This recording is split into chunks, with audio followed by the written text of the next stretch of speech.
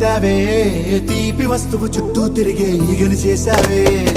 చీచి సిగ్గలేని మొగుడు గారండాయ్ గుయ్ గుయ్ గుయ్ గుయ్ అంటూ మీదికి రాకుండా వై వై వై గంపెడి పిల్లలతో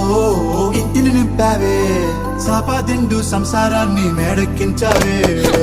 ఇరుగు పొరుగు ముందు సరసాల తండా